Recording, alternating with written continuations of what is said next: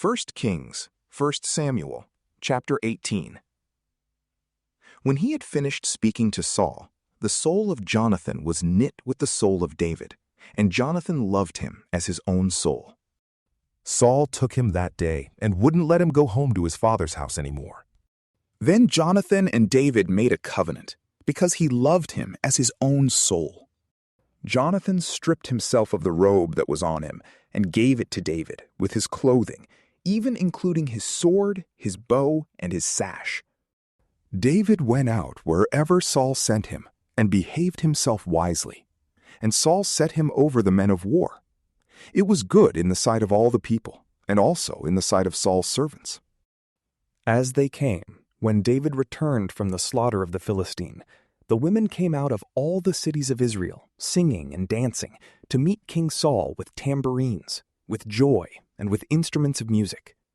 The women sang to one another as they played, and said, "Saul has slain his thousands, and David his 10,000s." Saul was very angry, and this saying displeased him.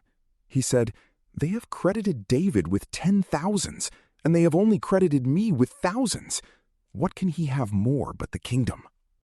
Saul watched David from that day and forward. On the next day, an evil spirit from God came mightily on Saul, and he prophesied in the middle of the house. David played with his hand as he did day by day.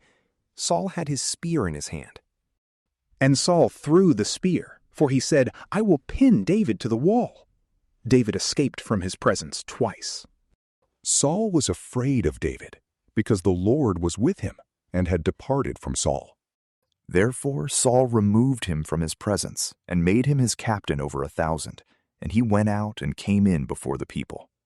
David behaved himself wisely in all his ways, and the Lord was with him. When Saul saw that he behaved himself very wisely, he stood in awe of him. But all Israel and Judah loved David, for he went out and came in before them. Saul said to David, "Behold, my elder daughter Merab, I will give her to you as wife. Only be valiant for me, and fight the Lord's battles."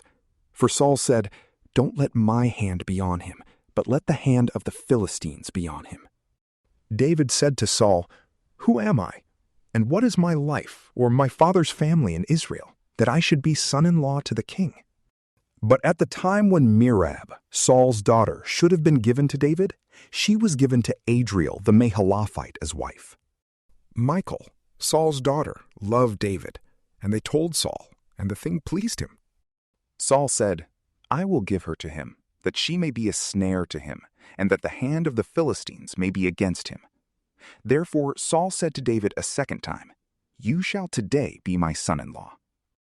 Saul commanded his servants, "Talk with David secretly, and say, 'Behold, the king has delight in you, and all his servants love you. Now therefore be the king's son-in-law.'" Saul's servants spoke those words in the ears of David. David said, "Does it seem to you a light thing to be the king's son-in-law, since I am a poor man and little known?" The servants of Saul told him, saying, "David spoke like this." Saul said, "Tell David, the king desires no dowry except 100 foreskins of the Philistines, to be avenged of the king's enemies." Now Saul thought he would make David fall by the hand of the Philistines. When his servants told David these words, it pleased David well to be the king's son-in-law. Before the deadline, David arose and went, he and his men, and killed 200 men of the Philistines. Then David brought their foreskins, and they gave them in full number to the king, that he might be the king's son-in-law. Then Saul gave him Michal, his daughter, as wife. Saul saw and knew that the Lord was with David, and Michal, Saul's daughter, loved him. Saul was even more afraid of David, and Saul was David's enemy continually.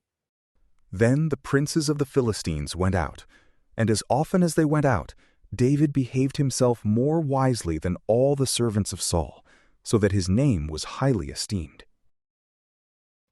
From PrayLamp, peace be with you.